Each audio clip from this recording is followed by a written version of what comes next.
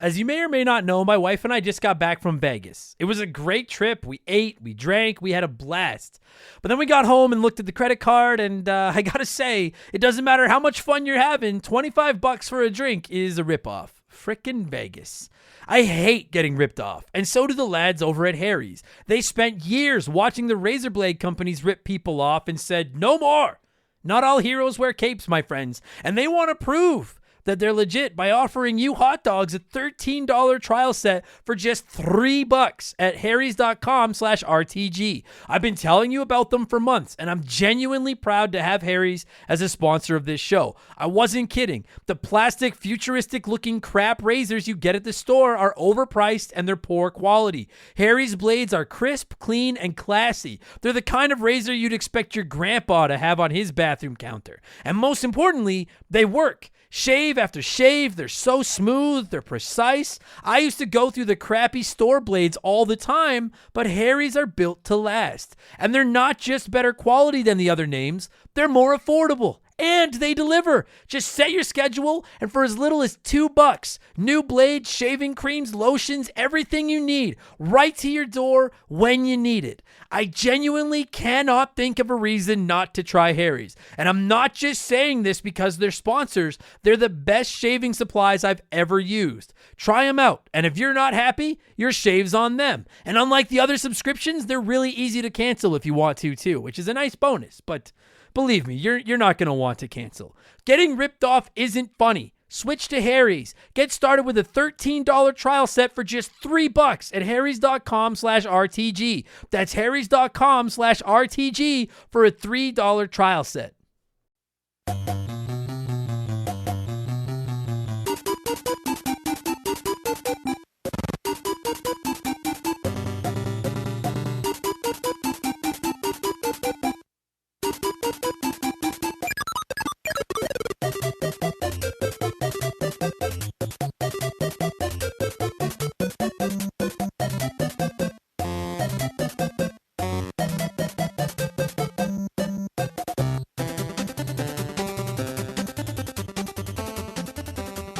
What's up, everybody? Welcome back to Remember the Game. It is my retro gaming podcast where every week a buddy of mine and I sit down and we geek out about the games we played back in the day. My name is Adam Blank. Thank you so much for listening to the show. And this week it is episode 164.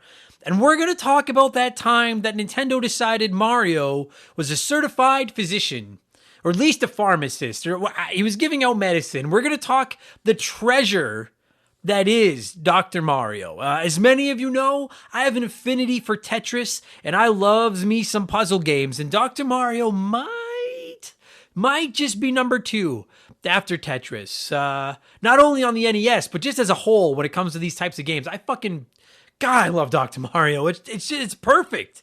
Or it's really fucking close. Maybe it's not perfect, but it's very good. Very, very good. The music, the simple mechanics, the strategy, those fucking viruses. And even though Mario does absolutely nothing except throw random pills into a bottle and look at you like you're the fuck up when it doesn't work, he's there too. It is a great package. And he really does look at you like that too. Like you lose, and he turns and looks at you and raises his hands like you're like, man, what the fuck are you doing?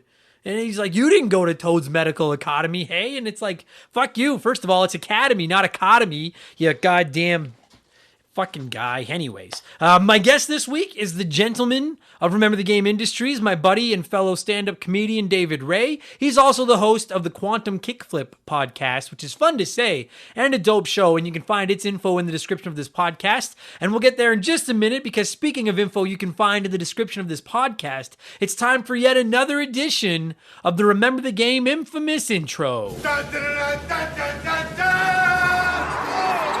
And if you're new to the podcast, welcome aboard. Consider this your warning. Our intros, they're a little beefy. They're fairly, but they don't suck. They're fun. They're like the delightful opening cinematic in a video game. So just, if you don't watch the intro, you won't know what's going to happen. Just hang it. Just give it a chance. Just try it. I have no choice but to plug it. This is the last time you're going to hear this plug, unless you listen to old episodes and you're going to hear it forever. I will be at the Calgary Expo this Saturday, September 11th, hosting a panel about podcasting. And if you're listening to this and thinking, you don't know what the fuck you're talking about, you're not wrong. But somehow I found a way to create an audio service thing, a creation of audio stuff. Holy fuck. If the fucking Calgary Expo hears me try to plug this, they're going to pull the panel. I may not know a lot, but I've figured out how to make a podcast that works. So I'm going to be talking about it this Saturday, September 11th, 2:45 p.m. It'll be in your agenda, your schedule at the Calgary Expo. So if you're in or around Calgary and you're coming to the Expo, come by and say hi. I would love to meet you, and it would be nice to know that someone will be in my panel and it won't just be me talking to an empty room for half an hour. We also have merchandise. We have hoodies, t-shirts, coffee mugs, tank tops, all rocking sweet, rad, retro gaming art drawn by my man Joe over at 4545creative.com. And we actually have our new console war tee is up right now, and it's doing very well. And we may just have a new shirt going live tomorrow, September 9th, because if you don't know, 99.99 is a pretty big day to those Sega fans, not the Saturnians. They can't count to 9.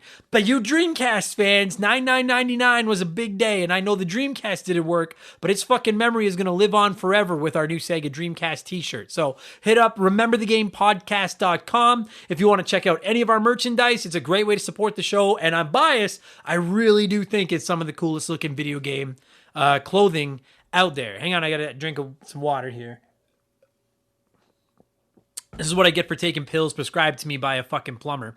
And of course, if you don't like clothes, the cheapest, easiest way to, well, I guess the cheapest way to support the show would be to just listen to Remember the Game. But if you want more Remember the Game, you can support us on Patreon. It's fucking incredible how fast our Patreon is growing, and it really is a banging value if you don't hate the sound of my voice. For only $2 US per month, you get 2 additional podcasts every week. You get exclusive access to both my gaming news show, Game Patch, every single Friday, where I look at the biggest news in the world of video games and put my own little profanity-laced spin on it, and my gaming discussion podcast, Expansion Pass, every Thursday now. We just changed up the release schedule to accommodate my side job as a stand-up comedian on the weekends. So now if you're a supporter of us on Patreon at the $2 level, you'll have Remember the Game every Wednesday, you'll have Expansion Pass every Thursday, you'll have Game Patch every Friday. That is a great fucking lineup. Holy ass. This past week on Expansion Pass, we talked about Sonic the Hedgehog, just our memories of Sonic, our hot takes, what we want to see come out of the future. We talked about the games, the comic books, the TV shows. It was just a giant Sonic circle jerk. And as is becoming tradition, here is a sneak peek of that circle jerk. Last weekend's Expansion Pass, Sonic the Hedgehog. I'm gonna get into Sonic Mania in a few minutes because you guys know the fucking raging hard on I have for Sonic Mania. If you listen to the show regularly, I'll get there in a minute. Listen, I know that I don't think there's anyone out there. If there is, sure, okay, but I don't think there's that many people out there saying that Sonic 1 is the best of the original trilogy. I know that Sonic 3 and Sonic and Knuckles has its fans. We're gonna talk about that a little bit more in a minute. I think if you were to poll every Sonic fan in the world about which of the original trilogy is their favorite game or the best game in the trilogy, I think Sonic 2 would probably come out on top. I think that's the game that the most people talk about. I don't know if it was the introduction of Tails. I know that they added the fucking charge up spin ball in Sonic 2. I don't know if maybe not as many people played Sonic 3, or maybe they thought Sonic 3 and Sonic and Knuckles was just a little bit more convoluted. And I'm not saying Sonic 3 and Sonic and Knuckles is bad by any stretch. It's just Sonic 2 is the one that you fucking hear about all the time.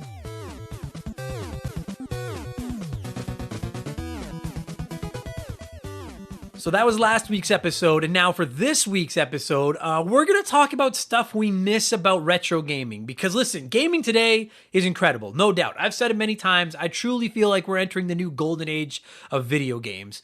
But games like Dr. Mario weren't without their charm. A lot of us consider those 80s and 90s gaming era just, that's a very special time for a lot of us old folks. So we're going to talk about the stuff that we actually liked better about gaming back in the day than we do now. So that's going to go live tomorrow. As again, Expansion Pass is a Thursday podcast now. And don't forget, next Thursday, it is our incredibly highly anticipated Gaming Confessions episode number 2.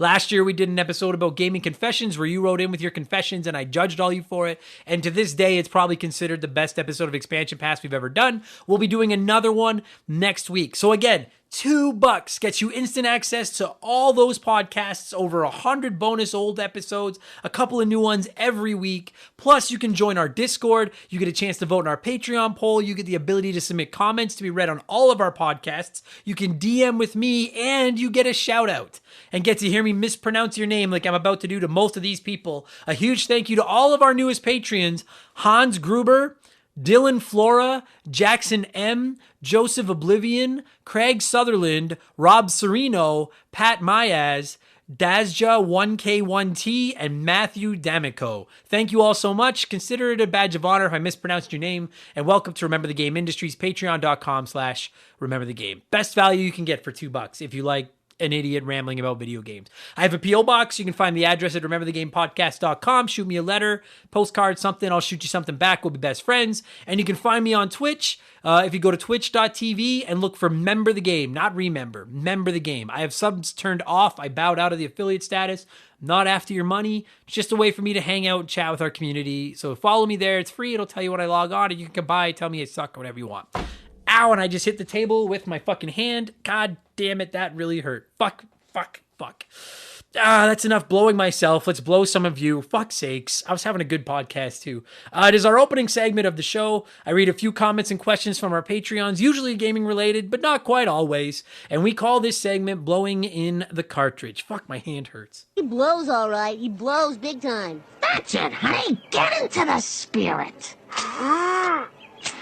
Son of a bitch, that did hurt. Fuck me. I peeled the skin back on my knuckle. Let's blow. And our first blower this week is Zach Shepard, who wrote in on Patreon and said, recently I started playing Hollow Knight and the Mega Man Legacy Collection based on your recommendations.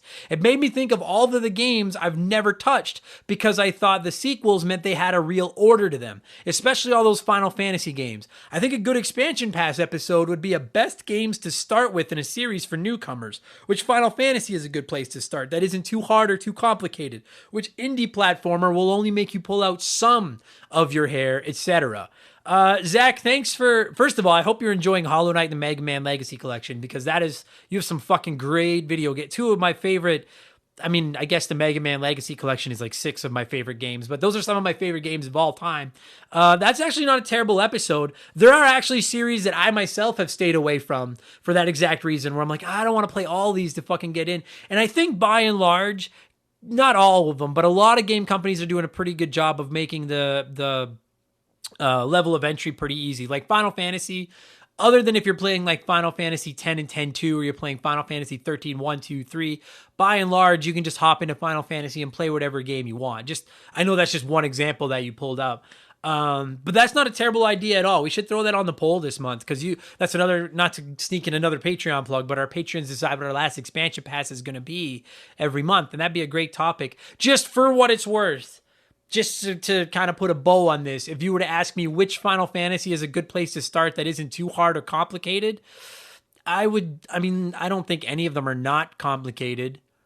I would maybe say, and fuck, no matter what I say, there's people listening with bated breath right now, because no matter what I say, I'm going to get people fucking yelling at me and be like, I can't believe you suggested that game and blah, blah, blah, blah, blah. The Final Fantasy I started with was Final Fantasy IV, which was Final Fantasy II on the Super Nintendo. And it's not easy, but I don't think it's I do think it's one of the more basic Final Fantasy games, and it's still one of my personal favorites. I also think 9 is a fucking masterpiece, albeit a little bit more complicated. And Final Fantasy VII, whether you think it's overrated or not, which I kind of do, is a great place to start too, because there's a ton of people that started with Final Fantasy VII. So those would probably be my recommendations, but no matter what I say, I'm going to get yelled at. And what's indie platformer will only make you pull out some of your hair. They're all going to make you pull out your hair, but I suggest starting with Shovel Knight, because it's the best one. So there you go. Thanks, Zach, for writing in. That's a good idea. John Woodruff wrote in and said, hello, Adam. Hey, John. Have you ever heard of a game called Harmful Park on the PlayStation 1? It passed me by back in the day, but I've recently gotten into it and I love it. It's a side-scrolling shooter. Just wondering if you'd heard of it before. I would definitely recommend it if you haven't. I'm not going to lie to you, John. I have never heard of Harmful Park, but I looked it up after reading your comment. Not what I expected. The page I looked up called it a cute 'em up instead of a shoot 'em up. I was expecting like a really dark, gritty shooter, but it is like a really childish, cute looking shooter in an amusement park. And apparently the villain's name is Dr. Tequila, which fucking sounds awesome. But apparently it's also one of the more expensive PS1 games out there. So I have not played Harmful Park, but you've got it on my radar now. Doesn't mean I'm going to get to it. My backlog is fucking longer than Homer's revenge list, but it looks like a fun, cool little game. Also, a couple of you wrote in asking if, for some reason, I don't know why it came up this week, but a couple people asked if we're going to cover Max Payne on the podcast at some point. Absolutely. I haven't played Max Payne since the one time I did play through it back in whenever it came out on the original Xbox. I fucking love Max Payne. So there's a Max Payne fan sitting behind this microphone. We're going to cover Max Payne at some point, I promise. Makeshift Mallow Money wrote into us on Patreon and said, after hearing the Colin Moriarty interview with Philip Mewson regarding his plagiarism, what would your reaction be if you woke up tomorrow and read a Remember the Game episode written out by someone else at GameSpot or IGN, and what actions would you take? So just quickly, if you don't know, Philip Mewson was a writer, I guess. He was a content creator at IGN. He ran their Nintendo podcast for a while. He did game reviews and stuff like that. And he got caught plagiarizing. He was taking other people's reviews and then just making them into his IGN reviews. And he got caught and blacklisted from the industry. This was years ago. And last week, he did an interview with Colin Moriarty and talked about the whole thing. So what would my reaction be if I woke up tomorrow and I read a Remember the Game episode written by someone else at GameSpot or IGN? I would either think that person is an idiot who's borderline illiterate because it would be written out the way I talk, or I would message GameSpot or IGN or whoever did it and say, I'm sorry that you've fallen on such hard times that you have to resort to copying my podcast of all of them. I don't know what I would do. Probably not very much. I don't know. I never really gave it that much thought. I've never traded. I don't know. That's a tough question. I'd probably call them out on it, but I say this honestly, I'd probably call them out. I'd probably send them an email and be like, yo, what the fuck? In reality, they're never going to do that because my type of podcasting doesn't fit into what they do or anything like that, which is too bad because I'm telling you all right now, and I don't even know if I would take a deal if I was ever offered one. But can you imagine Remember the Game with the fucking the machine that is IGN or GameSpot or somebody behind it, fucking pushing it on social media and everything? We would take over we'd take over the world, but I don't think they're ever going to copy me. You can only type out the word fuck so many times. And I don't imagine articles on IGN containing the phrase suck my dick or suck that game's dick, I guess. I never say suck my dick, but anyway, thanks Makeshift Money. Stupid Monkey wrote in and said, considering how much you did/do drive for comedy, what is your go-to audio for the trip? Is it your 90s pop, audiobooks, podcasts, random talk radio? What keeps podcast and comedy superstar Adam Blank awake for those drives? And also, is Splinter a rat mutated into a human or a human mutated into a rat? Okay, so I'm going to tackle the second question first. And this one's tough because if you watch the original Ninja Turtles movie, Splinter was a rat that then became humanized. If you watch the original cartoon, he was a human that then became a rat. I honestly don't know what he was in the original comic books. I should have looked that up beforehand. I'm of the mindset I like it better that when he was a human that became a rat. I think that makes more sense than a rat in his cage mimicking karate. I like the idea, or fucking in the later ones where he found a book and taught himself karate with it. I like the idea that he was a human karate master, went to New York, found the turtles, and then came into contact with the ooze and a rat, and then it turned him into a rat. I think that makes more sense. To answer your first question, what do I listen to when I'm on the long drives doing the old comedy? I guess I don't do audiobooks. I don't do a lot of talk radio. I used to when I had SiriusXM, but we got rid of SiriusXM a while back. It depends on my mood. Either podcasts, and primarily my podcasts are wrestling and true crime shows, or an assortment of 90s pop. And for those of you that don't know, I'm a huge pop music fan. My phone is full of, I could fucking listen to this. I'll fucking just look, this is literally the song that was on my phone right now. That's literally the song that I was just listening to on my phone. I love me some pop music. So either wrestling podcasts, true crime podcasts, or 90s pop music. Thanks, Stupid Monkey.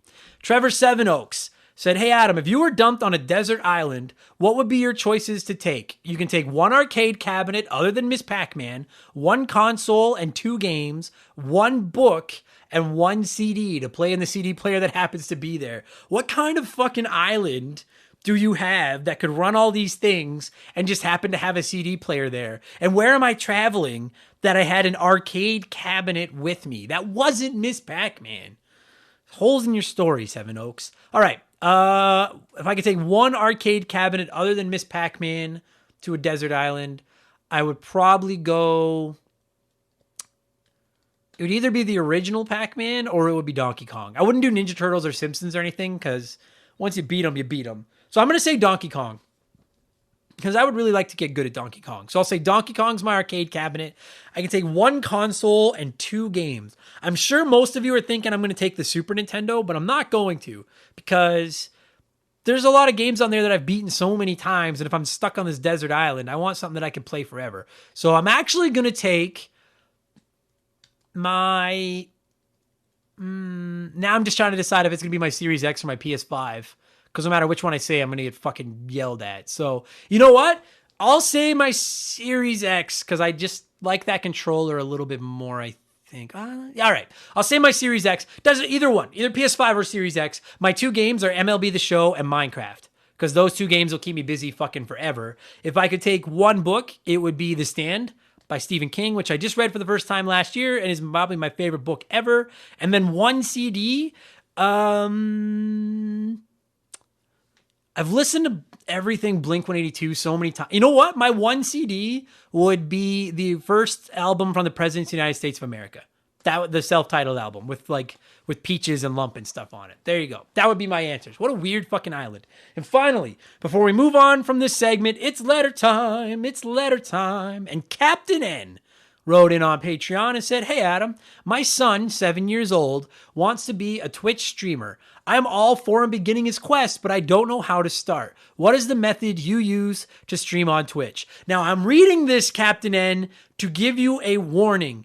Do everything that I did the opposite, because anyone that watches my Twitch streams over the last year since I started streaming on Twitch knows that it has just been a disaster of gargantuous proportions of me trying to figure out how to make stuff work on Twitch because I am computer illiterate.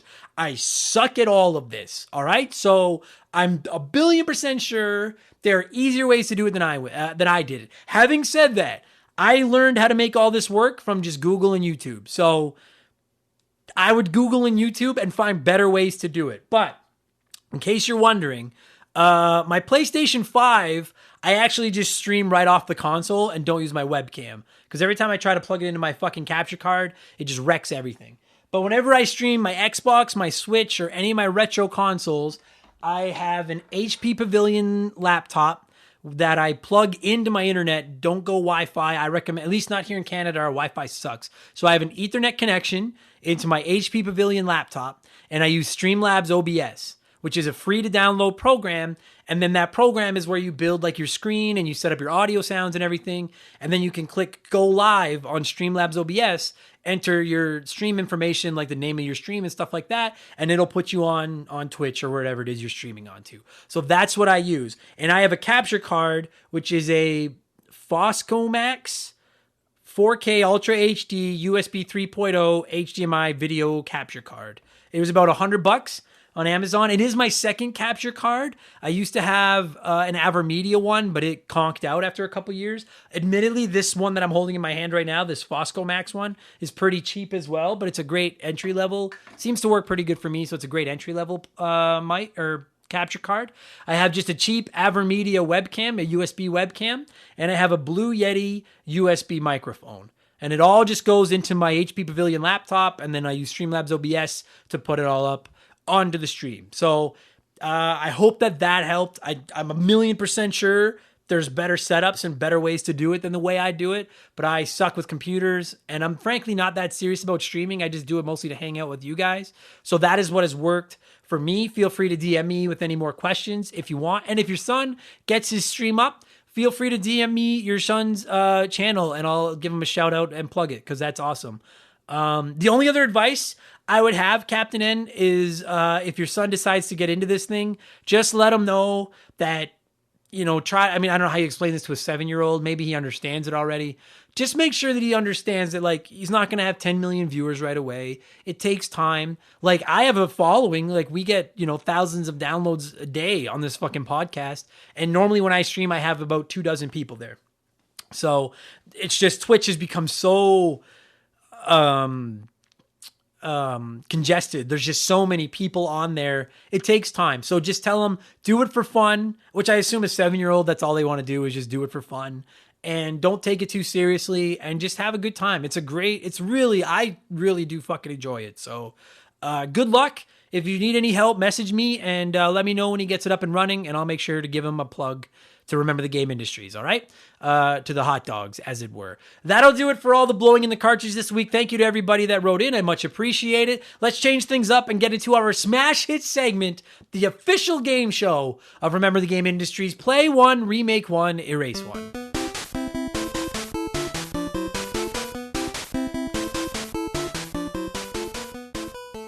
And a huge thank you to Classic Concentration from the NES for unknowingly providing us with the theme music for the show. The rules are simple. Every week, I give our listeners 3 retro video games. They can play one as it was released. They can remake one as a modern game. The third game is erased from time forever. As always, there are no wrong answers, but there is a right one, and we'll get there in just a minute. And just quickly, a couple people have asked me how they play. Like, how do they get on the show? How do they play? Not to sound like a greedy piece of shit, but I do... Anyone is more than welcome to send me their solutions on Twitter, fucking Facebook. Send me a letter with them in it if you want. That's cool. To get read on the show. I do read the Patreon comments on the show. Just if you're wondering, that's how, like, they're the ones that see it in advance and vote in the poll and all that kind of stuff. All right, okay. We're talking Dr. Mario this week, which is one of the best retro puzzle gaming experiences of all time. So I thought I'd drop a few retro puzzle games into Contestants Row this week. We're going with The Adventures of Lolo, Solomon's Key, and Dr. Robotnik's Mean Bean Machine. And we've had a close vote the last couple of weeks, but not this time. With 36% of the vote, Play Lolo, remake Solomon's Key, and erase Mean Bean Machine was the runaway decision of the people. And I wonder if people erased Mean Bean Machine simply to try to bring out Angry Adam, because you guys know I love that game. But if that's the case, it isn't going to work, because I would also erase Dr. Robotnik's Mean Bean Machine, but I wouldn't play and remake like 36% of you did. I would flip it. So we'll get to a few of your votes here before I explain my logic. And I got a few comments like this week. Holmes wrote in on Patreon and said, can we get another poll response titled, "What are these games?" Because I'm not going to lie, I thought I'd played a lot of video games, but I haven't touched any of these.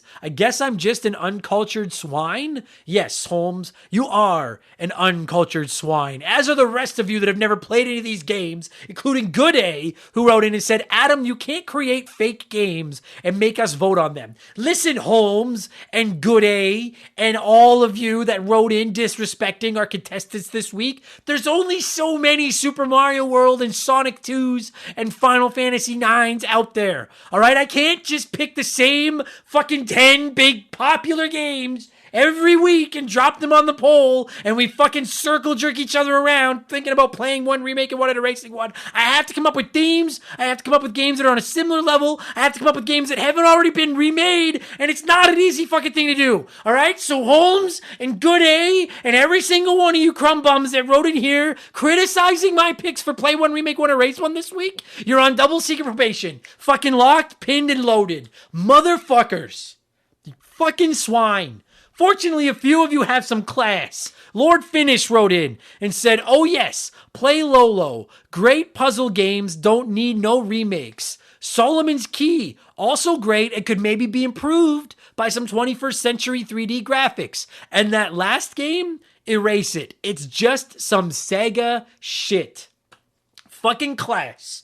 Just that's what passes for class around Remember the Game Industries. Man, you might hear from some Sega fans on that finish, but I can, all right. Listen, Dr. Robotnik's Mean Bean Machine is not shit. But other than that, I can live with your logic all the way around.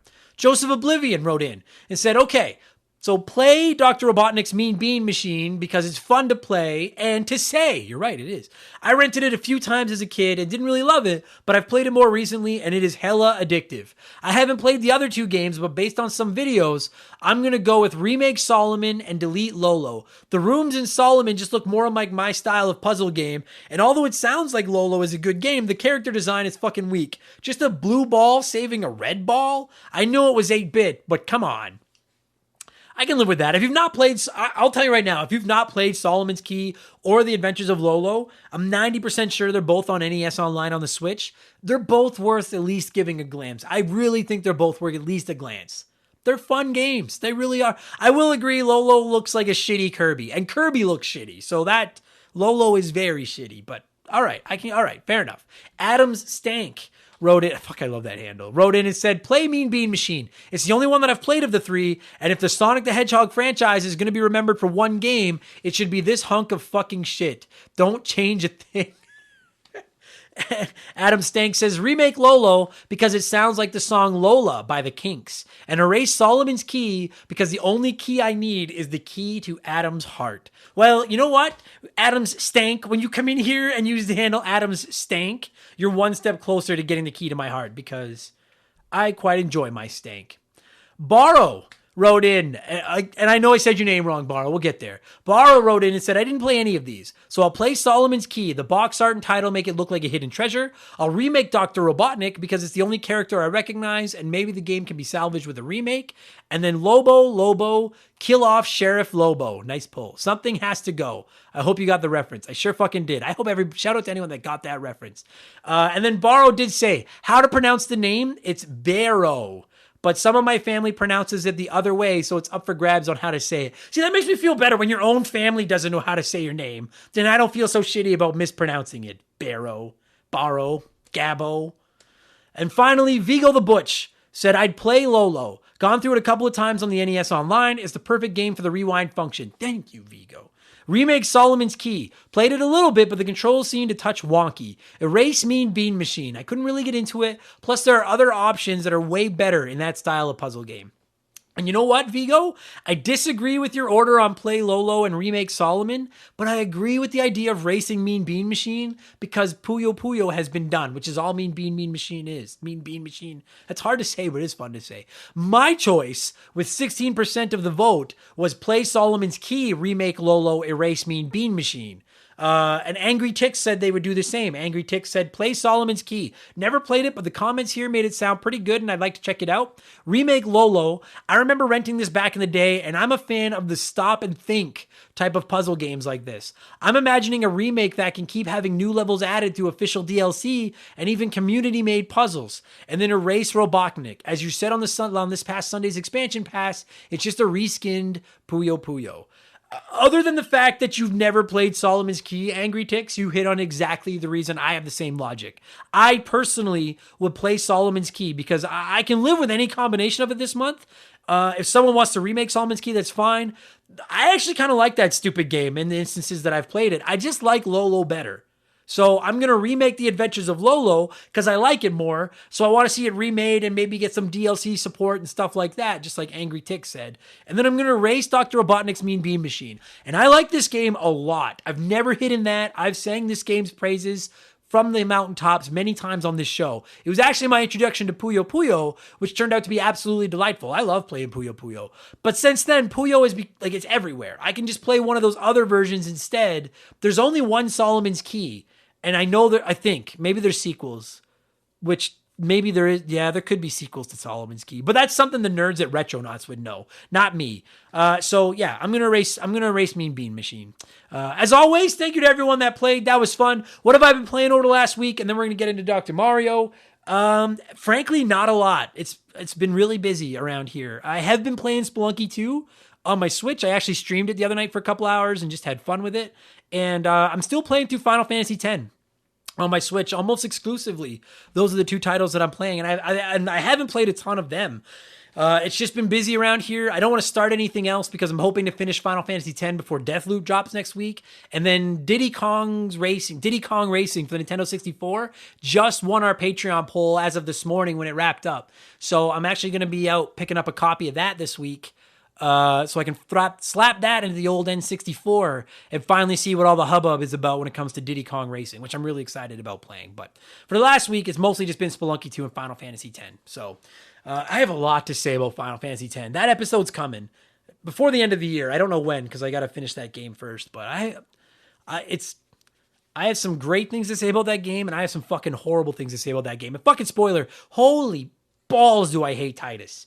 Fucking little weenie. Fuck, I hate him. But anyway, that's for another episode. We're not talking Final Fantasy X today. We're talking Dr. Mario. Let's get into it. Let's talk about this game. Normally, I like to give our audience a chance to share a few of their memories of the game we're talking about first. And traditionally, this is the segment that gets the fewest comments for the show. Every week on our Patreon, I post a topic for Play One, Remake One, Erase One. I post a topic for blowing in the cartridge. And I post a topic for your memories of whatever game we're talking about. And the memories one is almost always the one with the fewest comments. It was the one with the most comments this week. It's Dr. Mario. So many people have memories of this game. So we had like 24 comments. I'm just going to rip through a few of them here quickly, and then we'll get into the podcast. Mikey NL83 wrote in and said, I got Dr. Mario for my 8th birthday. I asked for the game because I imagined it as a cool new Mario platforming game with ambulances and levels. Maybe it takes place in a hospital. Those days, you would just see a commercial for a game or some art in a magazine and just make the rest up. A lot of the times, reality did not meet expectations. When I first fired up the game, I was so disappointed I might have actually cried. My mom, however, really got into the game and still plays it to this day. A few years later, I gave it a second go and all the pieces fell into place. Such an amazing puzzle game, and over time, it's become one of my all-time favorite Game Boy games, period. You'd be amazed, Mikey, how many people wrote in saying their moms played Dr. Mario, including me and David, the guest on the show this week, as you guys are going to hear in a few minutes. I don't know what it is about it. But you're right. That was one of the things about when you were a kid. Like, I've always I fucking shit on Mario's Missing all the time because that seemed like such a cool game, and then it turned out it was just supposed to be a shitty educational game. You would think maybe this is like another platformer. Turns out it's a puzzle game. It's just not shitty. It's a fucking masterpiece. Black Silver wrote in and said, Dr. Mario is hands down my favorite puzzle game of all time. This was probably the 3rd game I had after Super Mario Brothers and Super Mario Brothers 3, so I put a lot of time into it. My favorite thing to do is to just crank the virus count to 20, set it to slow, and grind away at those pesky viruses. If there was any NES title that had feel-good music, it was this one. This game already paved the way for the 99 treatment because scoring combos in multiplayer would cause random chunks to fall on the opponent's sides. Seriously, we need a Dr. Mario 99. So many people wrote in about that. We did an episode of Expansion Pass a few weeks ago about games that need the 99 treatment, and Dr. Mario was the front runner. God, I shouldn't say all of us, but everyone with even an ounce of sense wants a Dr. Mario 99. No question. Candido said, when I was an infant, my mom would play this game every time I cried uncontrollably because for some reason the fever theme would always just chill me right out. No pun intended, Candido. Because the other theme is chills. Anyway. Candido continues, ever since, Dr. Mario has been my go-to game for when I just want to zone out and relax. It's one of those games that I'm reflexively good at no matter how much time has passed. I would be so happy if this got the 99 treatment it deserves. Come on, Nintendo, do it for your old pal Candido. I assume that's a Simpsons reference, and if it is, fucking rights, because I hear this, do it for your old pal, Mosey. Rage Mo wrote in and said, have you ever watched the Dr. Mario Championships? They run them as a pre-show for the Tetris Championships. I guess there hasn't been any since 2020, but there is footage on YouTube from the previous years. You might enjoy watching them. You have a great set of podcasts. You deserve more followers and Patreons. I've not seen the Dr. Mario Championships, but I promise I'm going to look that up over the next couple of days because that sounds fucking awesome. And you know what, Rage Mo? Thank you very much for that. Like, a lot of you are really nice and you praise the show, and I appreciate it more than you guys know that. I always tell you guys how much I appreciate it. But just, there's not a content creator on the planet that doesn't feel good when you hear someone to say, you deserve more followers. Thanks, Ragemo. That felt nice. And finally, Slick Rick, who has been up my ass to talk Dr. Mario on this show forever, wrote in and said, of course, every plumber is a good doctor. This is possibly the most important video game of all time to me, as this is the one that started it all. The music, the puzzle solving, and of course, the couch co-op. She didn't play many games, but my mom taught me how to play this one, and we would play this game for hours when I was a kid. It was a go-to when I was a sick kid at home from school, and then I returned the favor when she got sick. It has the most memories memories for me as it is a truly special and almost perfect game in my eyes. Mama, wherever you are, I hope you're practicing your Dr. Mario skills because someday we'll see each other again and I won't be taking it easy on you. Not that I'm in any rush to get there. I miss you and thanks for all the memories. Well, thank you, Slick Rick. And when I say that you've been up my ass, trust me, that's a term of endearment around here. Because that's the thing.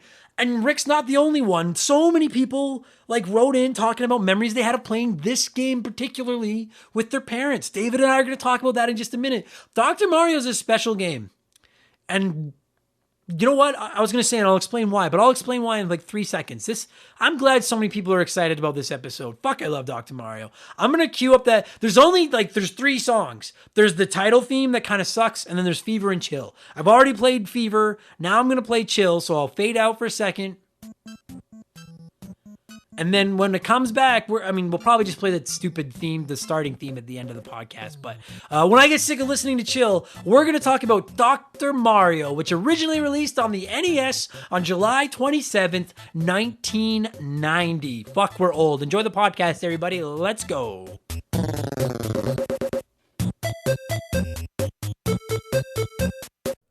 This show is sponsored by BetterHelp.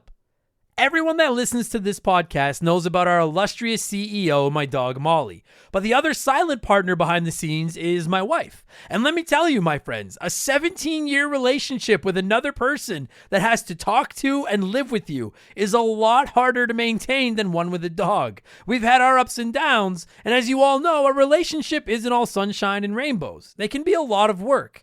You get out what you put in when it comes to relationships, and talking to a therapist can be a fantastic way to put in some work. They can help you work through your issues, learn to communicate better, and even just provide you with an ear to bend when you need it.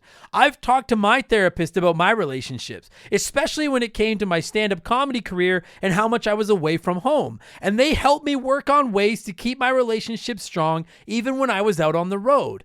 It turned out our relationship was actually better when I was out on the road, but that's a story for another day. And I know, right? Therapy. Who has the time these days?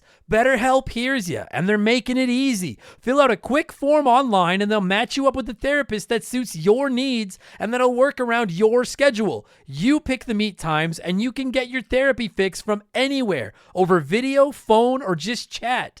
Become your own soulmate, whether you're looking for one or not. Visit BetterHelp.com/rememberthegame today to get 10% off your first month. That's BetterHelp, HELP.com/rememberthegame.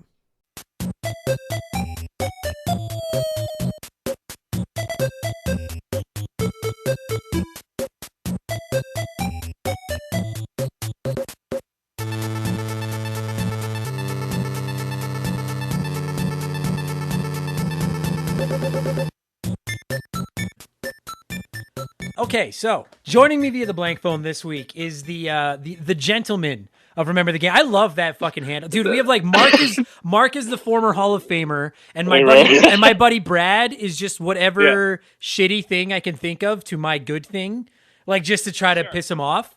But you're absolutely you're the gentleman of Remember the Game, and I love that handle. It's my buddy David Ray. How are you, man? How's things? I'm doing very well. I just had a run at the Fringe Festival, so I'm feeling pretty good.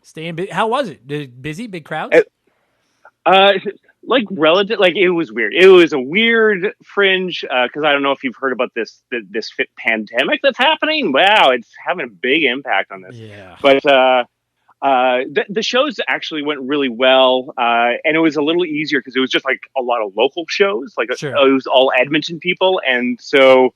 Since we weren't competing against so many people like Colin Mockery, it was a little bit easier to get people out to our shows, and it was fun. It was a good time. Good for you, man. I was so happy to see that was back. We're not talking. We're here to talk Dr. Mario, not the pandemic, but just I think everyone on the planet, no matter what your thoughts on the pandemic are, I think we're all on the same page of let's just get back to normal, please. We're looking forward to that. Yeah. Yeah. Gosh. Yeah. But today, so speaking of, that's a great. I can segue. It's not bad. I've segued worse than this. Speaking of pandemics and doctors and nurses and medicine and all that kind of stuff, today we are going to talk about an Italian plumber that apparently suddenly became a doctor and just prescribed pills without any medical training whatsoever. And not only did everyone accept it, but it became, in my opinion, one of the greatest things in the history of video games. Like it's Dr. Mario. And it's just, David, nothing about this game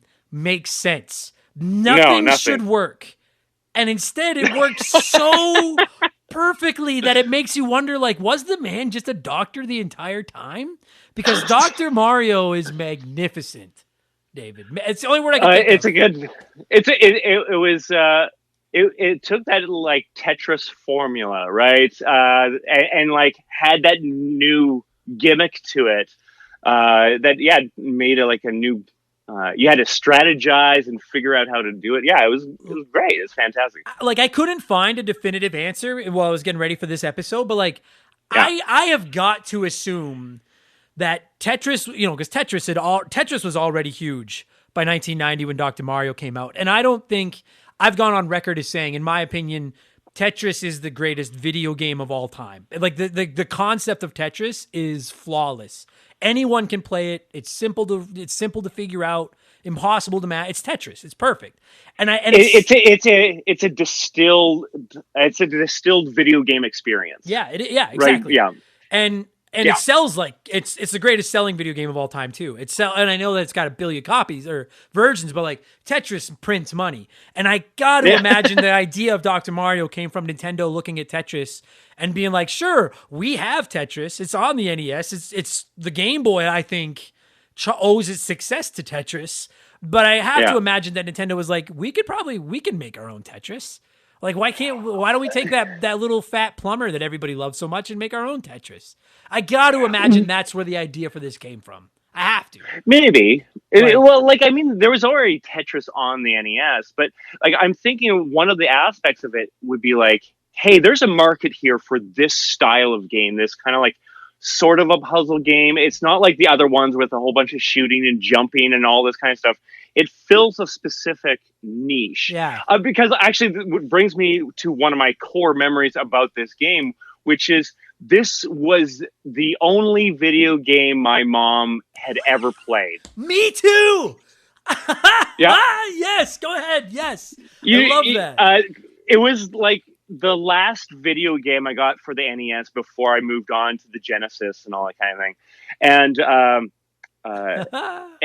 And my mom came across her, was watching it. I don't know. She just tried it one day, and then she kind of got it. It's very simple. Yeah. Like, I would argue it's got an element that is easier than Tetris, if that makes sense. There's a certain like aspect of it that's a little easier.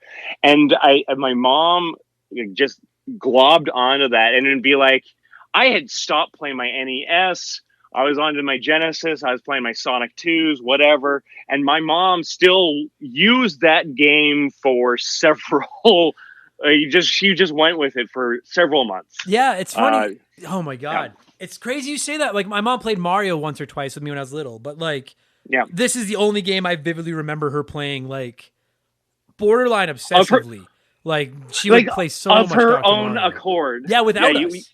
Because you would have to convince your mom or your dad to play Mario with you, or like any other video game. Every game, you would have to like.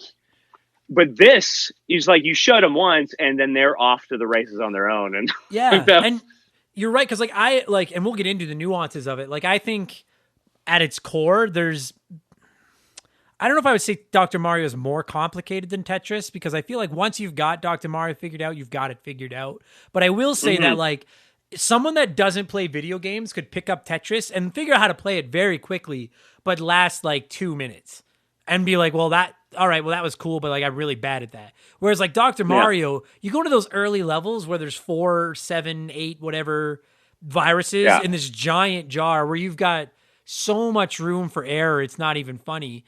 And you're right. I think to a very beginning skill level video game player, Dr. Mario's probably more accessible than Tetris is, because you almost can't lose those first few, like, when there's so few viruses, like, unless your controller doesn't work. When it picks up, but you can learn it quick. Whereas like Tetris, if you're not good at Tetris, it doesn't matter how slow the pieces are going, you're not going to last very long, you know?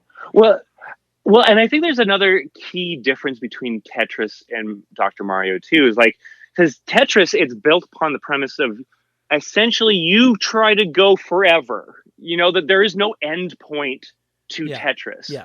With Dr. Mario, though, it's like no, you just have to deal with X amount of viruses, and and once you clear them out, you beat this level. There is an end point. Yeah. So you can okay, can I handle the one with 80 viruses? Okay, let's give it a shot. And then you can beat that and you're like, good, I have gotten to an end point. Tetris does not give you that same sense of accomplishment. Yeah. And there's two pros to that, in my opinion. And number one is that every time you beat a level, you get a clean slate. More viruses show up on the next level, but it's not. Imagine if every time, because you know how you level up in Tetris and the game just gets faster. Imagine if every time it leveled up, it also wiped the screen out for you. You'd be like, oh, thank you, God. Yeah. Whereas Dr. Mario, you can have a pretty awful looking screen going, but as long as you get rid of that last virus, it's all gone and you start over. And that can that can be a breath of fresh air and keep you going. And then the other thing is you can pick up Dr. Mario and go right back as long as it's in the first 20 levels. The next time you come back, you can just go right back to the level you were on, as opposed to Tetris. I know that you can turn the levels up right away, but you've got to start over from scratch with your score and an empty screen. And you're right. There's something to be said for that. There's almost more of a progression in Dr. Mario than there is in Tetris. Well, and it's also got a sense of progression in that you are clearing a thing out. You have this mess, and you got to come in and clean it up. And look, I got rid of all the things, and that feels like something. Whereas Tetris does that thing of you're always going to have a mess of the things, and you're just going to have to deal with this forever. Yeah. And you're always going to have pieces on there. But the fact that there is an end point to Dr. Mario, and it was I did it. I remember when it was all filled up with stuff. It's the reverse of Tetris, really, if you think about it. Especially those late levels is no, this thing is crammed full. Can you squeeze in the first few moves, give yourself that breathing room to expand out? It's the opposite. It starts hard and then it cleans up. Yeah. And and dude, that feeling of satisfaction when you kill the last of a virus color and then the big fat virus on the side. Remember every time you kill the virus, they'd fall back and have a temper tantrum, but then they get up and keep dancing. And when you finally kill off the last one, they fall back and have their temper tantrum, and then they disappear. Oh, that feeling! You're just you take that, you little yellow sack of shit, because it's been just that last one's been hiding forever. You're right. That putting an enemy in it makes a big deal. Yes. And it's funny, dude, because nowadays, forget, we're not even going to talk about mobile games. We're just talking console video games. Obviously there's Tetris, but there's also there's Clax, there's Puyo Puyo, there's Lumines, and I love those types of games. There's tons of these types of puzzle games, but I can't think of another one that's exactly like Dr. Mario, where you do have enemies that you need to get rid of. It's not just about trying to clear a screen or just about, going for a high score. It's really, unless you're playing a 2-player, which we'll get into later, it really is you versus the computer. And there's not a lot of puzzle games that found a way to employ enemies like that creatively. You know what I mean? It's a great idea. There are some they're in the the match 3 type games. Yeah. That's the only ones I can come to my mind. But in terms of a Tetris style game, that kind of active puzzle, if you will, where parts are moving, you have to move the piece around, that kind of thing. Yeah, it was that same thing when we talked about Duck Hunt to a certain degree, where you have that relationship with the dog in the same way you have a relationship to these very detailed viruses that have personality. Yeah. And they're just taunting you and doing their little dance. And there is a little bit of an interaction there. I always loved those. When I was a kid, I used to draw, I used to trace those viruses and stuff. I loved those. I looking at them right now, I'm it's the blue one is clearly you just took the Noid and made them blue, but it's still they're still 3 awesome. Yeah. I love those stupid little viruses. And you know what the thing about Dr. Mario is? Everyone knows that I'm a full blown Tetris Like it's my fetish. I have an addiction to. I love Tetris. You have your stream and whatever. Yeah, exactly. I'll plug that. I stream Tetris 99 every single Tuesday. Come by Tetris Tuesday. Like I adore Tetris. But I also am a big Puyo Puyo fan. I'm not very good at it, but I love Puyo Puyo, which you may know as Dr. Robotnik's Mean Bean Machine, by the way. Okay. That's Puyo Puyo with like the globs, and you have to match 4 up to get rid of them. You can make combos and stuff. Like I love that game. I don't know if you ever played Yoshi. There was a puzzle game back in the day. I thought that was a great game. Like I love those. You mean there's a couple. There was Yoshi's Cookie, which is I think is Super Nintendo, and then there was the other one that was just. I'm talking primarily there was one that was literally just called Yoshi. And you had you were 4 platforms. And you had to stack enemies and match them up to get rid of them. And like I love. And all you had to use the egg or whatever to like. Yeah, and it would wipe out everything. Like I love all of those types of games. But there's something about I would probably rank Dr. Mario as my number 2 puzzle game after Tetris. And part of that is because it's like, I can play Tetris by myself and it's fine, but I much prefer playing Tetris. Like I think Tetris 99 is, it's perfect because I can always find a competitive game against other players, always. Whereas if you don't play Tetris and I do, or at least not as regularly as I do, and you and I sit down and play one-on-one, it's not going to be, like, I'm going to pulverize you. Like, it's not going to be fun. Whereas, like, Dr. Mario, first of all, I don't need an opponent because the computer is my opponent, and it's like, I don't have to worry about going for a high score or trying to clear the screen as fast as I can. You play those higher levels. Like, when I fire up Dr. Mario now, I usually start around level 18 or 19, and I love that challenge of that full screen. Not only do I love that, but, like, I think the multiplayer is great because you can really, like, Shaylee doesn't play a lot of video games, but we, especially when we were in the Wii era, we had Dr. Mario, and we would play Dr. Mario against each other, and we just had to find the right handicap. And usually it was like I would start around level 13, and she would start around level 5, and we would have very even matches. Because it was like, which one of us can get out faster, and you're dropping garbage on each other. And, like, I always thought... that virus mechanic is just so clever because by just simply adding or taking away viruses, that's all you have to do is the number of viruses in that jar, and it completely changes how difficult the game is. And Tetris, you can turn it up and down and stuff like that, but if you're good at Tetris, you're good at Tetris. Doesn't matter how fast it's going. Whereas Dr. Mario, it hits a point where there's just so many viruses, like... You literally can't make a mistake because if you make one, it's over. And then that's the virus angle is just whoever thought of it is genius. I'm like, that's the whole. Forget the fact that it's Mario and he's a doctor now, and forget the fact that there are even viruses and you have pills. Like we can get into all the aesthetic stuff. The core mechanic that you just put these little colored dots in there, and all we have to do is get rid of them to win. I just think that's such a clever idea, and obviously now it's done to death. But back then it wasn't. This was a really cool idea when it came out, you know? Well, it does that, just like how you're saying, how I said, like, Tetris is like the distilled video game, you know? Like, it's just, it's a video game. It's very, like, it's not, like, trying to mimic, like, a sport like hockey would be. Like, that's a simulation. All like that. This idea that this thing is distinctly a video game, has a video game feel, and Dr. Mario is in that and using that very simple idea of like the blue takes out the blue, the yellow takes out the yellow, red takes out the red, and you just have to clear this. That's all it is. Like the game is explained right away. You know, you get it right away. Whereas any other game, like, oh, so you hit this, you want to grab the mushroom because it'll make you bigger. And then, oh, watch out for those things. Those things will kill you. Like, there's so much in every other game. This one is amongst those very easy to understand games. You can pick up right away. Well, like, that's why my mom could play it.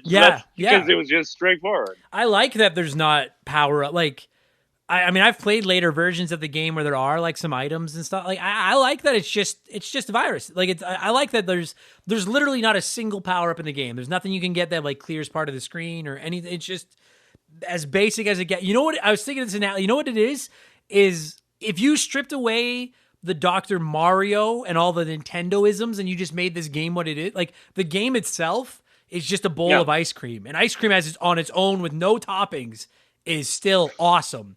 And then once you put Dr. Mario on it and you make these viruses funny and entertaining and the music in this game is great and you start to add all those other little things, those are the sauce and the sprinkles and all that stuff that just make it even better. But like at its core, when you strip away all the window dressing, it's just a great puzzle game. And then you just sauced it up and made it appeal to, because like, dude, if they had released this exact same game, David, but imagine they had just called it Virus, and it was the exact same game, but it's not Dr. Mario. It's just some plain doctor, and you just have to stop the viruses.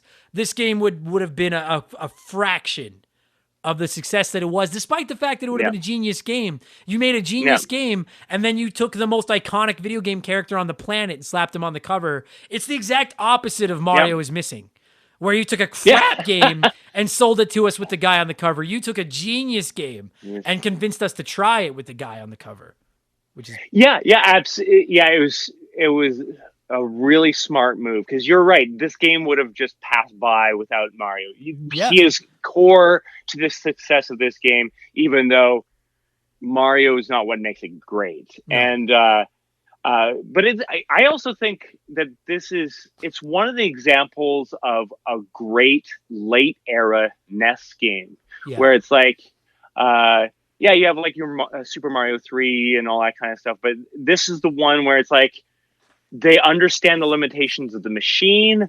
But so they just like emphasize like bright colors. They made the details in like the characters by making them nice and big and simple, but with simple animations. But they had so much character and personality, just like how we were talking about with Punch Out back in the day. Like making those big sprites is what gave them personality on the NES. Yeah, and you have, and of course, some of the best music on the NES was in that, barring like Mega Man. Mega Man probably had better music. I will listen. I'm not even going to argue with anybody listening to this right now. I can't be convinced that the Mega Man games aren't the best soundtracks on the NES. There's other great soundtracks.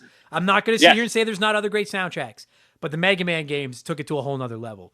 But you're right. Like, with the parameters. Yeah. Oh God. But you're right. Like that's a great point too. Is like literally every console in the history of gaming that didn't go the way of the Sega Saturn. There's my one dig. Fuck yeah. But every console that worked out, some of the best games ever are the ones that come out right near the tail end, because you're right. Developers have got, like, at this point they're like, we've been in this machine's head for 6, 7, 8 years. We know what this machine can do. Like I always reference Kirby's Adventure, and I'm not even that big a Kirby fan, but Kirby's Adventure is a masterpiece, and it pushes the NES right to the limit. Like it's against it. Whereas you're right, Dr. Mario is the same thing. Like this game wouldn't have come out in 1985. Like that, it came out in 1990. They were like, well, now we know what this box can do. Let's have some fun with it. And that's another great point about Dr. Mario and the fact that it came out late to the end. Dude, like there's never slowdown in this game. Never, like it runs perfectly. They knew exactly what they could get away with it. And dude, you brought up the fact that it's successful and Mario on the cover helps, but Mario doesn't do anything. And I just wanted to say, you're right. Like he does so little that he stands there and flips one hand and throws random pills at this disease, hoping it'll kill it. Like he does nothing.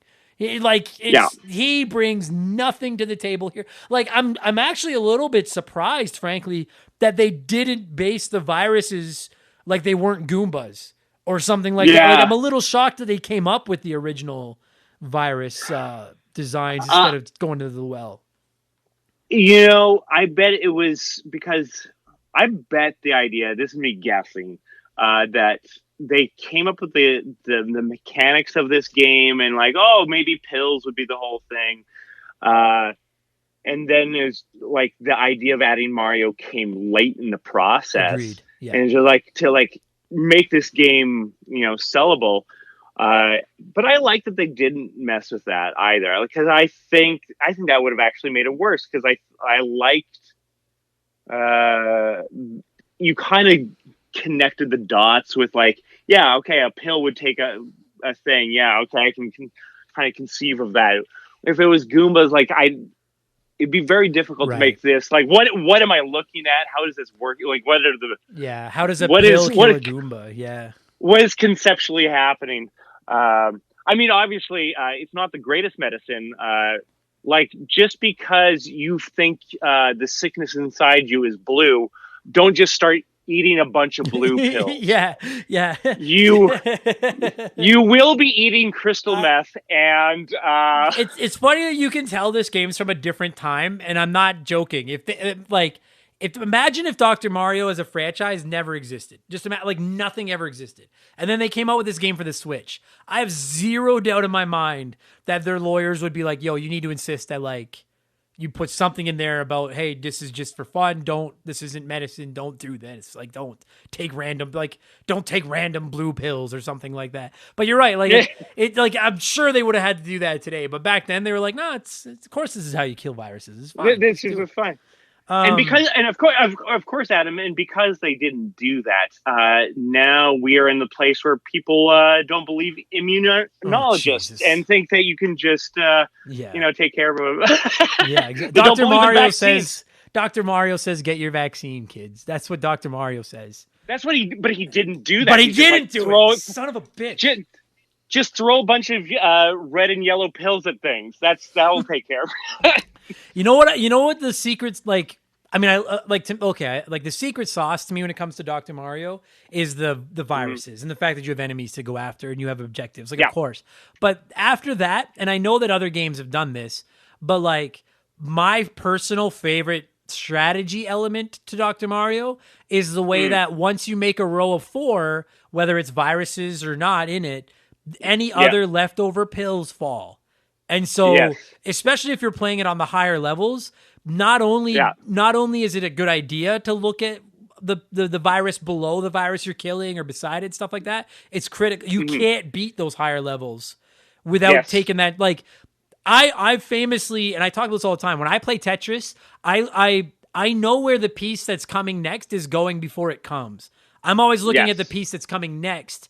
And then when the piece that was the previous loaded up piece falls onto my screen, I already know where that's going. I'm looking at the next piece and being like, so where am I going to put that one? You need to do that with Dr. Mario. You see the pill he's holding in his hand that's coming next. And if it's half red and half yellow, it might make sense to be like, well, I'm going to put the red half on top of a red virus. But like, you need to know that like when you kill that red virus, that yellow half is just going to fall until it lands on something. And if you don't plan for where that yellow one is going to fall, you're dead in the water. Yeah, it's going to wreck your day. Dead in the water once you get about level 12 or 13 and up. And I love that idea. Which is like so interesting on that. Like, yes, this is a simple game. Like, you understand it right away. But there's that idea of balancing, like, how do you apply this? How do you keep track of it? Like, you have to make the hard decision of like, look, I need this red to kill these couple of viruses here.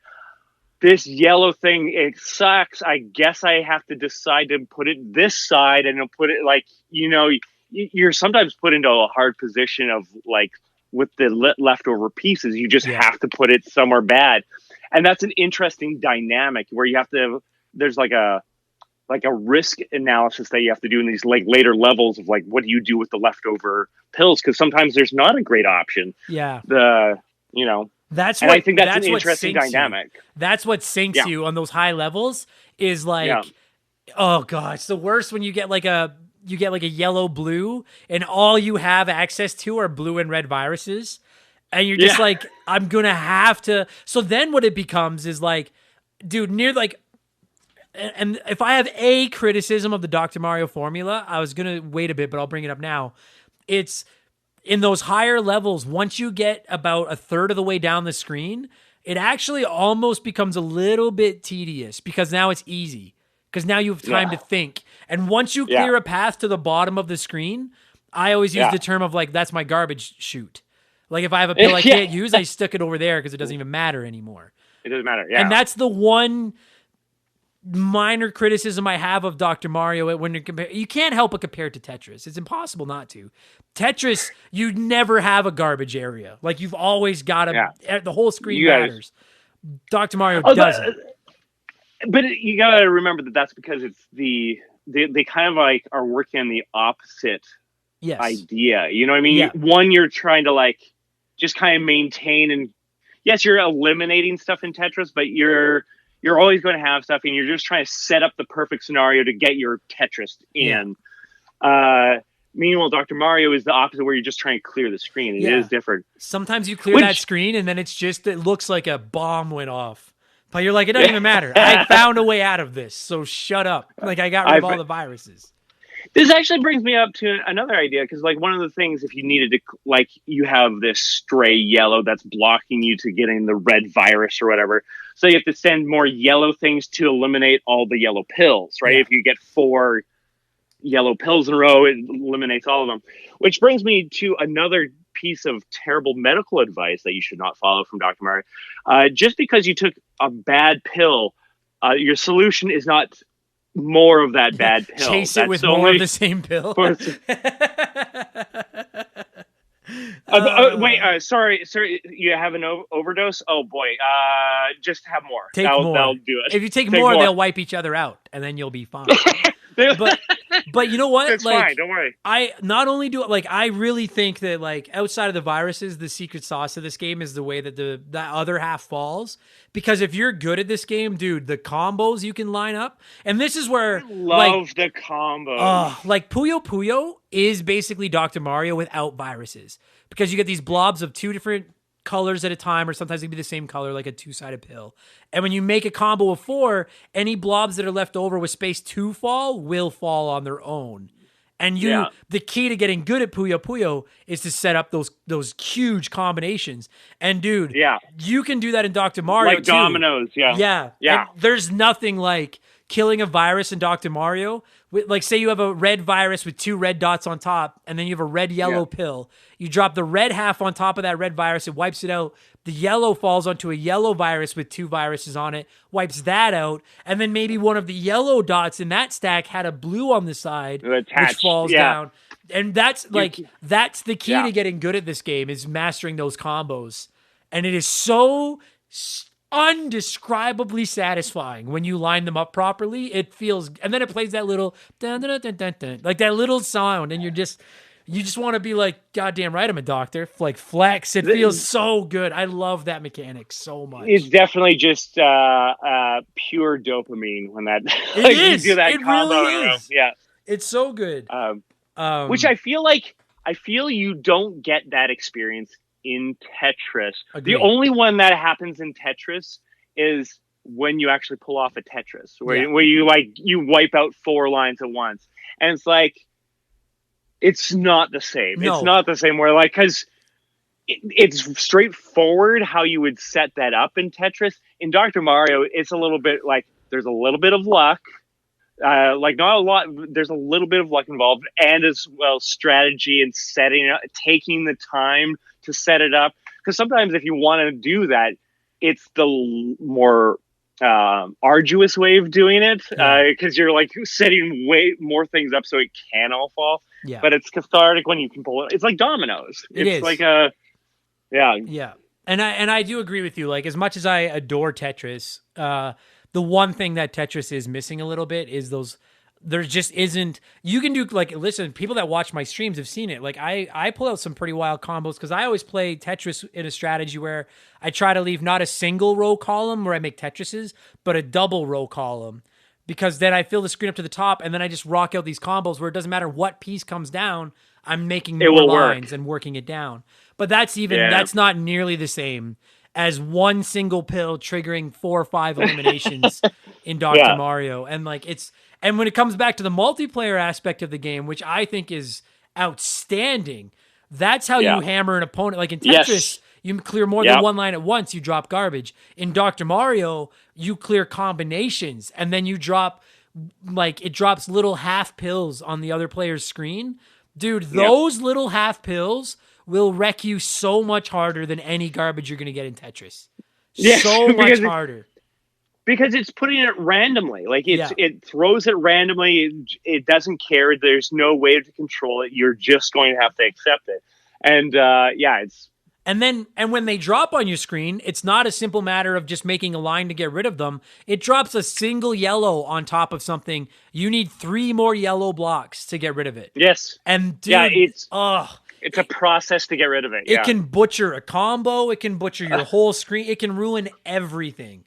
And I love it. And that's where, again, like if you get two highly skilled Dr. Mario players going at it with each other, it's such a treat to watch. But like, Shay and I, like I said, we would play and I would turn it up. I would go 10, 11 levels higher than her. And I'm not taking a dig. She just doesn't play a lot of it. But then it would be perfect because if I dropped garbage on her screen, which I was going to, it would just take her some more time to figure out like, oh crap. Okay, well, what do I do with like, is that even in the way? Or is that not in the way?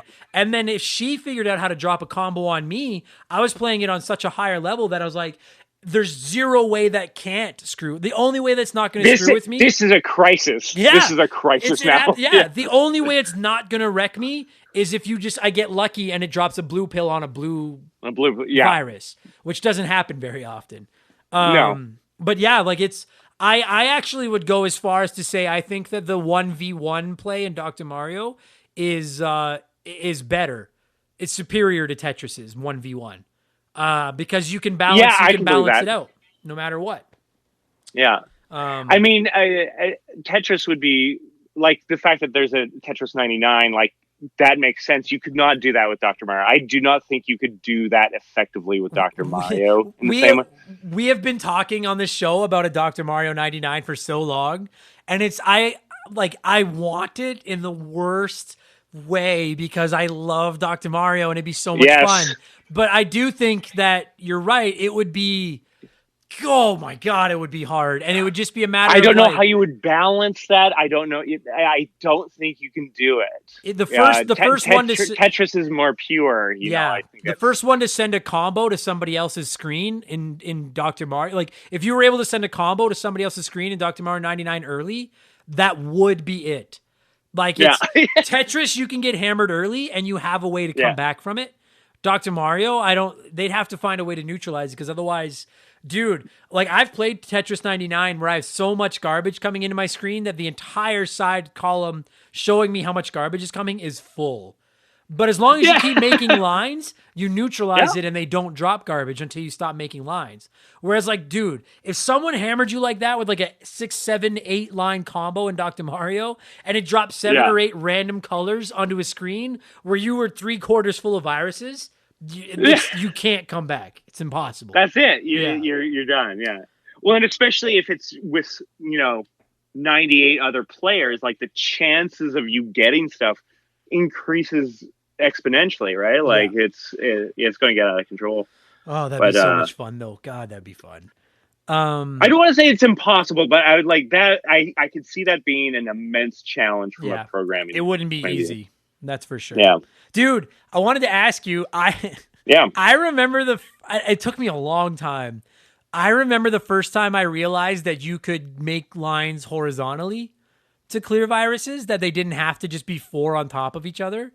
And that rocked my socks, David, because we've all been there when you're playing Dr. Mario and there's that one yellow virus in the bottom corner with just maybe the entire screen on top of them full. And you're like, I don't know how I'm going to get to that guy. And because we never owned this game, we would just rent it all the time. So we never had a manual. Yeah. And the first time I realized that, like, dude, instead of spending 10 minutes trying to dig this little bastard out from the top, beside him is wide open. Just drop 3 yellows along the side. And then not only when you do it does it kill him, but then all those bricks above him come down one. Down with it. And that might give you a combo by accident, just by the way it worked out. Yeah. That's another one of those things that I was just like, dude, you can't do this in Tetris. And it's like, what a great idea. Like it's using another dimension of the space that Tetris does not make, because Tetris is so uniform. Like, you have to fill this line for it to disappear. Like it's so rigid in that. Yeah. Whereas like this is just like, no, you just need to have a line of 4. That's what causes it. That's how you break it. So the fact that there would be like, I loved it. There would be sometimes for whatever reason, like say 2 yellow guys, there's like this, like a bunch of stuff on top of it, maybe even coming out, and so you get the double yellow thing, and you'd have to like swing it from the side, flip it on its side, and like just perfectly like get it in there, like as if you're like shooting the proton torpedo into the Death Star kind of a thing. Just like get it and plug it in, and I love those kind of moves. Or dude, or when you have like a yellow virus, 2 empty spaces, a yellow virus, and you take the double yellow vertically and just sneak it in between them so that they make the 2 ends of it. That never gets old. Like that always just makes you feel like a video game god. It always feels great. Oh god. Or if you've got like say a blue and red virus side by side and they both have 2 of the respective colors on top, and then you get a blue-red pill and drop it on top and kill both of them at once. Whoa. It's just so clean, and it just like it feels it's like it's the video game equivalent of sticking a Q-tip in your ear. It feels so good. And you're like, yeah. There's just so many creative ways you can get rid of these viruses and set up these combos. And it, like, I was really, really hardcore into Dr. Mario for a while. I had it on the Game Boy and I played it nonstop. And it actually, to its credit, I actually think the Game Boy port of this was phenomenal because they may not be red, yellow, blue, but I think it was like a dark virus, an empty virus, and then a virus filled with spots. And it was super easy to tell what the 3 were. Yeah. And it was just like Tetris on the go. Dr. Mario on the go worked perfectly. And I used to play it so much. And that was when I really started to get a feel for all the different combos and stuff like that. And there's a surprisingly deep layer of strategy to Dr. Mario if you're looking for it. But I think that's what makes it so, like you said, your mom would play it. My mom would play it. They didn't know anything about video games. You could be a total video game geek and love Dr. Mario because you fired right up to number 20 on high. And that first minute is just such a rush. Or you can be a complete noob to video games, set it to 2, play it on low, and have just as fun of experience. Yeah. Well, and like, just like when we were talking about like the difference between Tetris and Dr. Mario, it's too bad that that's where most of this talk is. How much Tetris is in here, but that's okay. It has to happen. Yeah, you have to do it, right? Where in Tetris, the one thing where it makes you go, "Yeah, I did the thing," like that feels really good. Is the 4-line Tetris. But in Dr. Mario, it has the things of like the comboing down and doing all that kind of stuff. It's like, as you said, the sneaking the pill in between the other 2.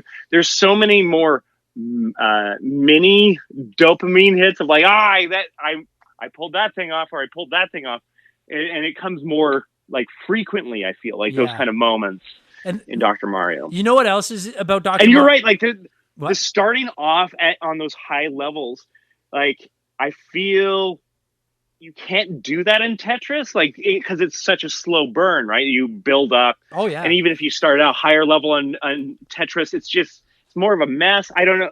I guess it's the same thing, but I like that the rush that you get from the start of a high level Dr. Mario thing, because it is just that crisis of like, can you turn this around so quickly? Yeah, I like both for different reasons. Because like when I sit down to play Tetris by myself on any platform, I know that I'm going to be here a while. You know what I mean? Like I started out at level 0 because I'm going for a high score, and I'm like, it's like I feel like the first few levels of Tetris are like you're just stretching. You know what I mean? And then you get then you get into your workout when it gets going crazy. Whereas like to this moment, I probably play Dr. Mario at least once a month on my Switch. I fired up on NES Online, and I crank her right up to level 20 every time. I'm like, no, let's go. I'll play it right on level 20, and like if I get through level 20, then I'm like, hell yeah, like that alone, I'm like, that was my accomplishment. Like I'll keep going, but like that was my accomplishment. Whereas like that can be a 2-minute game. Like I can fire it up and because the thing about it, Dr. Mario, especially on those really high levels, like I said, if you can get through the first third of the screen, usually it's smooth sailing and you can put it to bed. Yeah. But that first third of the screen, literally one mistake and you are done. It comes off the rails fast. There's no fixing it. And I love that like flying by the seat of your pants that comes with high-end Dr. Mario. Like you put it up to high speed and then play it on level 20, and it's like you'd better play a flawless game. Because otherwise it's done. The only thing I wish is that I wish that you could go up to like, I wish you could start it higher than level 20. And you like, well, you'd be getting to a point. Well, I don't know how much more you can do I without don't- it being like Yeah, I don't. unplayable. But it'd be You know nice what I mean? if, Like, I don't know if there's a lot. I wish that if you like once you beat level 20, even if there was just one more level where literally you had like 3 spaces on top and then the entire jar was just viruses. You know what I mean? Like Yeah. just some kind of That would be like kind of interesting. beast mode, like just something. Yeah. But having said that, Yeah, dude, I guess that'd be the only step up I think you could do Yeah. from how they have it. Yeah. but like having said that, like I've been playing Dr. Mario for 30 years, and every single time I fire up Dr. Mario on level 20, I'm like, it's probably 60-40 that I'm not gonna complete this. You know, like I lose that more sounds than I about win. right. You know, Yeah, absolutely. it's a Yeah. great challenge. Well, and that's actually the other good point too, in terms of, especially if you want something really quick, like maybe you're just you don't know what to play, you just want to, or you're just trying to wait for a short amount of time. You could do like Dr. Mario. You can do a level of that because usually it's just a finite amount of time. Like you once you get all the viruses, you're done. Whereas Tetris could potentially go on forever. If you're really good at Tetris, it just keeps going. I've had games of Tetris that have gone like I've been playing. If I play Tetris Effect and just play marathon mode where there's no funky gimmicks, I've had games go 3 hours. And then I've turned it off because I'm like, all right, I've had enough of this. Whereas, I just got to give. I have a life to lead. Yeah. Whereas, like that 10 minutes it takes to beat level 20 on Dr. Mario, I can literally beat that level and then turn it off and be like, I'm done. Yeah. Like that was it's like doing a Sudoku. I'm like, that was my little puzzle that I did. Yes. And now I'm done. Actually, that's a really good comparison. Like I think that's why it's also an appeal too, because I with all of these games, I feel there's a certain limit you have with it. Like I feel because it is this distilled video game experience, it also means that there's not a lot of fluff on it. There's not a lot of extra things to it. It's straightforward. There's not much that changes, but it also means that you probably will get a little tired of it, and you want to do something else. And I think that's where that strength of Dr. Mario, of just playing it just for a few minutes, is a little bit more appealing, I suppose. Yeah. No, it's such a killer puzzle game. And we would be remiss if we didn't just quickly, I know we've kind of said it in passing a couple of times, but you guys will have already heard it during this episode, but like, this is one of the, like, I will lie to you, like when I play Tetris by myself, I usually either listen to like my music on my phone or I listen to a podcast. Right. I love the music in Dr. Mario. Like Fever and Chill, I can flip between those two songs and never get tired of them. Oh, so good. They're so addictive. It is true because, like, as we've talked about before, like a lot of music on the NES doesn't stand out really, like, or it's difficult to really, get something iconic. But that was like one of the things I do remember about Dr. Mario is like, music is pretty good at this. That like everybody knows that, like, like everybody, you heard that song. And like 9 out of 10 people listening to this right away are like, Dr. Mario. Like I know that. I know that. Like the other song, because I think that's Fever, and then Chill is the like the. I'm not gonna do it, but it's the different one. Yeah, I like both, but Fever is just so iconic. Like I almost put that song up there with, like, maybe it's not quite on that like the Super Mario Brothers theme level, but like. It's a tier below it. Like, that's a song everybody knows. It's so good. Yeah, because there's only like a handful of pieces of music from the NES era that I think people could probably recognize. And like, once again, people who play the NES, everything else would be more difficult to remember. I think, I'm thinking Punch Out, you'd probably remember. Some Mega Man levels, Zelda, like there's a few, but I think Dr. Mario would probably rank up there. I think with puzzle games, like, and I am speaking way over my head right now. I'm not intelligent enough to know if this is even remotely accurate, but I have to imagine. No, just say it with confidence. All right. And then that fools everybody. You read it somewhere. When you play a puzzle video game, your brain just subconsciously memorizes the song because while you're hearing it and enjoying it, it's almost out of body. It kind of is because like you focus on the game, but you don't like when you're playing Mega Man or Punch Out and you're in like an intense fight or a battle or something. Like sure, the music's great, but like there's moments where you're not even really listening to music. You're so dialed in. Whereas like Dr. Mario, unless you're right at the top of the screen and you're so focused on it, it's almost like Tetris where that song just kind of like sticks to your subconscious while you just kind of flow into the zone of playing. You know what I mean? Like you almost space out while you're playing it.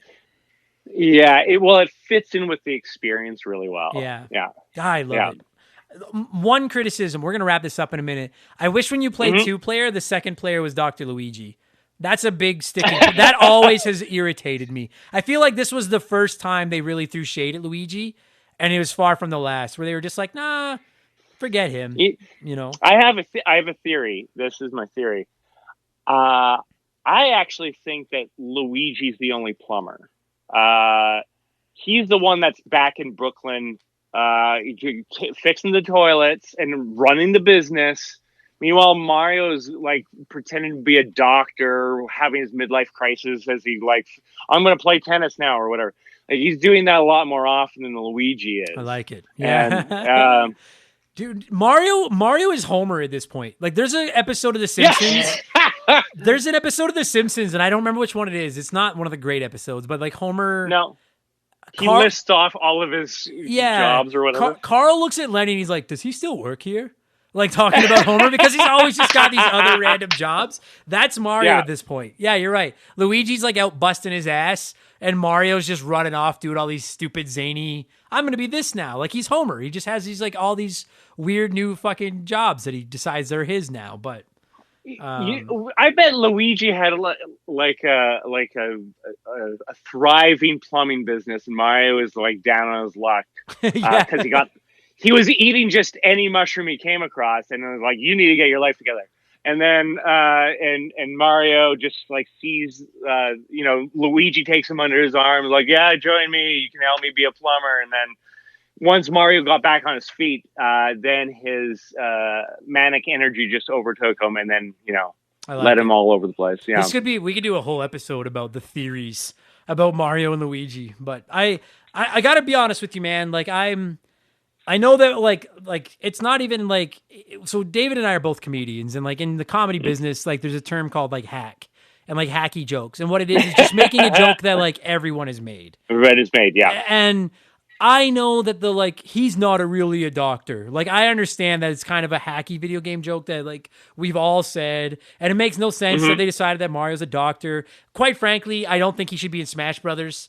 That bothers me a bit, that I'm like, why is Doctor, like, I'd rather see Paper Mario in Smash Brothers than Dr. Mario, but that's... Because he's more of a different thing. Exactly. Yeah. Dr. Mario's just Mario, but he shoots pills instead of fireballs. I hate it. But I will say that, like, I like, adore is the right word. Like, I adore Dr. Mario. Like, I love this video game so much. And straight up, going back to what we were talking about near the beginning of the show, no chance in hell I would have played this as a kid if Mario hadn't been on the cover. Like, I rented it as a kid 100%. Because Mario's on the box. So I'm glad that and I feel like this was like one of the first times for sure that Nintendo started this trend of bastardizing Mario and just putting him into every franchise ever. And the thing is like... No. Not the first time. Which one am I missing? Punch Out. Oh, right. Punch Out. Ref. He's a ref, yeah. But even that, though, it's not like they called it... That was a throwaway. Yeah, they didn't call it Mario Punch. Although they probably... Yeah, that's fair. They probably could have. And instead of paying Mike Tyson... There was a discussion. Yeah, Mario Punch. He's the final boss. Turns out when he takes it... He's like Groundskeeper Willie. Like when he's wearing his coveralls, he's fat, but then when he takes them off, he's just ripped. And then that's the final fight. But like, I'm glad because that of all the... What's that? All these pills he takes. Yeah, it's all the steroids. It's steroids. It's just straight up. He's just steroids. eating whatever colored pills that come along his way. He's just now. He's roided out now. I'm just so glad they. Oh yeah, and for the record, I wanted to say, everybody, I know that the Wii U had Dr. Luigi. Just because I was getting mad that there was no Luigi. I know that it was Dr. Luigi. But I'm so glad that they decided to make this game into him, because it's probably my number 2 puzzle game after Tetris. Dr. Mario is. Like, Yeah. I could play Dr. Mario every day. Frankly, I wish they did more with it. I actually thought the mobile game didn't completely suck, but I would love. God, I wish we just would get a Switch Dr. Mario, like just a new Dr. Mario game. Like, because I just love this game so much. I'm ready to score it, and it's going to be high. Or is there anything? Did we miss anything? Is there anything else you could think of that we didn't praise about Dr. Mario, or anything else to crap on? If there's anything else you hate, I don't think there's anything else to hate about this game. No, like, I mean, it does what it does, you know? Like, I don't think it's not like a deep experience or anything like that, but that's because the distilled video game experience. Yeah. It's a different kind of a thing. It does what And it does. it does it really well. Yeah. And it does. I was just gonna say, it does what it does incredibly well. It's so good at what it is. All right. You know what? Like, everyone knows that like level 20 is like the big level 20. So, or the big level. So, out of 20, what would you score? And like, we're not talking the franchise. We'll just talk NES Dr. Mario. What would you score Dr. Mario? NES 20. Oh, sorry. Quickly. Just wanted to shout out. There are games that don't age well, and there are games that do. This game has aged perfectly. I wouldn't necessarily say it's gotten better, but it is as playable right now as it was 20, 30 years ago. I just wanted to say this, like, I'm glad that this isn't one of those ones where you have to be like, well, back then it would have been this, but now it's this. I feel like a score you give this game right now would apply to the exact same way in 1990. I just wanted to get that in there. Sorry. No, well, I was going to actually make that point because every time I've come on, I've always made that point of like, because it is easy. It's the same way with like, you can release Tetris now on anything and it's fine. Like, Tetris is Tetris. Yeah. Dr. Mario is Dr. Mario. And that's really speaks to it. So I think, man, I haven't played this in ages, and maybe I should play it again. Yeah, you should. Now, I'm not wild about these kind of puzzle games. I'll play them. So I think I'm going to put, I feel with my experience on it, it's probably like around a 16, probably. It's good. Like, that's a good score. If you're wanting a puzzle game, it does what you want it to do. It's, but yeah, but it still holds up now. It probably holds up more than a lot of the other games we talked about from the NES. Agreed. Because every other game you can improve upon it, right? Yeah. I agree. I think this is one of the best aged games on the NES. Like, I'd probably get in around, I was going to go 19 out of 20. I'm going to go 18. And the only reason I'm going to go 18 instead of 19 is that the only thing with this game is that, like I said, once you beat level 20, then you're kind of like, all right. Else. Whereas like Tetris, I'm always looking for a better score and stuff like that. Dr. Mario, I beat level 20. And like dude, when you're halfway through level 20, then it frankly becomes kind of boring. Like I just like that top rush. And then I'm like, okay, well, I got through that. Like, now I can beat the rest of this. This is easy. It's almost the opposite of Tetris, where it gets easier as you get further into a level, whereas Tetris gets harder the farther you get into it, you know? Because it gets faster and faster. Yeah, exactly. Yeah. So, but yeah, great game. Yeah. I have dude, this was, frankly, we probably, Dr. Mario should have been covered back in like the infant days of the podcast, because I love this game. Honestly, I did not know that you like this game so much. Like, I thought when you asked me to do this, I thought you were just like, somebody suggested it. I could talk about it. But you were like running out of NES titles or something like that. I'm like, sure, yeah. No, my mom played it. Yeah, sure, I'll talk about it. Honestly, like, I won't lie to you. Like, we have covered most of my favorite childhood games on this show at some point. Most, not all, but most. But this was one that, like, for whatever reason, I think for a while I was skeptical we could do an episode about Dr. Mario. Like, I was like, is there, and I'm going to, I know people are going to pop for this. I was like, is there enough meat on the bone? I fucking say that way too often, but I was like, is there enough here for an episode? But then when we did Tetris and we did Duck Hunt, and I was like, dude, if we can do an episode of this podcast about Duck Hunt and it doesn't suck, we can do Dr. Mario. Like, there's more here. So that was, I feel like a wrong has finally been righted, and it feels good. It feels great. Listen, David, first of all, thank you for being on the show, as you always do. And I know for a fact there are members of our community that enjoy your wares aside from your sporadic appearances here on Remember the Game. So if people want to hear you talk about other things, what are you talking about, and where can they hear you say those things? Horrible plot. Horrible plot.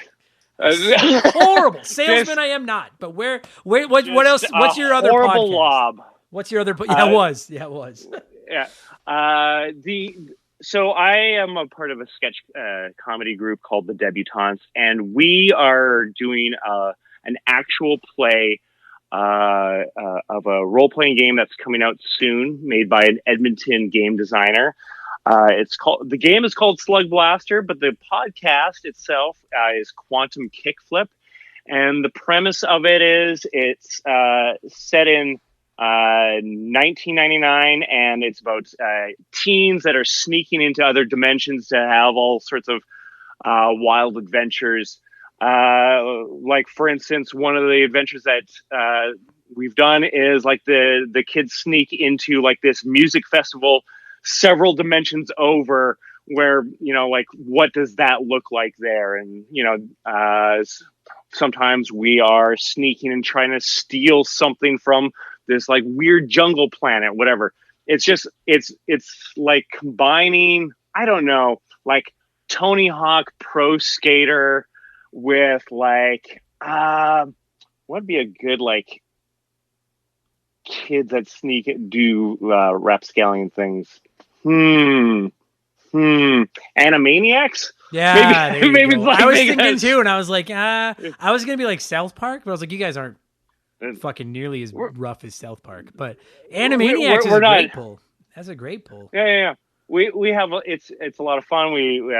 And we are so proud of it. We've been very happy with how it's turned out. We've gotten some great reactions from people, and it's definitely been a fun project to work on during the pandemic when we couldn't really perform. Yep. But the thing is, we're going to keep going with it. It's been really rewarding. So look up Quantum Kickflip, and you can find it in all the different things. Hell yeah. You know. And the social media is in the description of this podcast as well. So if you guys are looking for where to find it, just check out, just read I don't think anyone ever reads the descriptions, but if you do, or if you've never have before, I work hard on them. Fucking read the goddamn descriptions. But look for David's information because it's in there. And I'm not just, guys, it's not like David's paying me to fucking say this. I know for a fact many members of our community listen and enjoy and talk about Quantum Kickflip. People have told me that it's better than my show, which is fucking fair enough, motherfuckers. Yes. But check I it mean, out. we're also doing two different things. Like, Well- one's a narrative. No, you listen. You can't argue with them. All right, they're fucking animals. That's the problem. They're all Actually, just little SOBs. well, are you Gabba or something? yeah. That ought to hold those SOBs. That's a like, we're talking about video game music earlier, and like one of the things that I'm so amazed at with this podcast is that Robin Slack, he's the game master for the show. He also makes all the music, and he frequently he makes all the music for the show throughout all of it. And he's even taken the thing where my character is comes from Philadelphia. He's like Rocky in a lot of regards. He's just a tough son of a gun. And you know, at one point I did like the whole training montage thing where I'm describing it, and I kind of offhandedly did like the Punch Out theme of just verbalized it, and then he took that and he made the music to match up with that, but then made the song different so that it was not just copying Punch Out. Like Great. He's so good with all of that, and it's great video game music. That's the other thing. He's actually put all that music and turned it into loops, so you can use it for your own games at home or whatever. And Hell yeah. yeah. Excellent. Just for the music alone, it's good. Excellent. Well, yeah, like I said, it's incredibly well received. So you guys check it out. And buddy, thank you so much for doing this. And hopefully, I was gonna say we won't wait too long. But I don't feel like it's been that long since you and I did. I haven't recorded any of these in forever. We're on like a heater right now. And like earlier today, we recorded one about Skate or Die, and that episode. Angry Adam, people have already heard it by the time this episode goes live. Angry Adam made an appearance on Skate or Die. God, I hate that fucking game. Whereas this one was the exact opposite. This game was so much fun, and I love Dr. Mario, and this was great. And it was just good talking to you, buddy. So thank you very much. I appreciate it.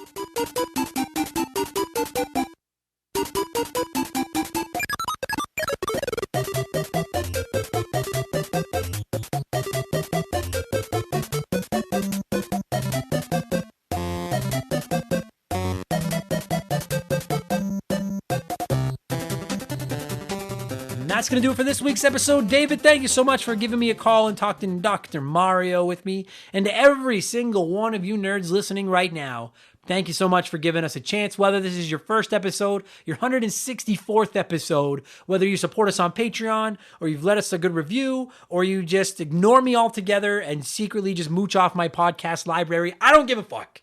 Regardless, if you're hearing my voice right now, thank you so much. We had a record-breaking month in August. We've cracked 30,000 downloads a month. We were at 10,000 downloads a month less than a year ago. That's how much we fucking have grown. It's just, it's so humbling. It's so awesome.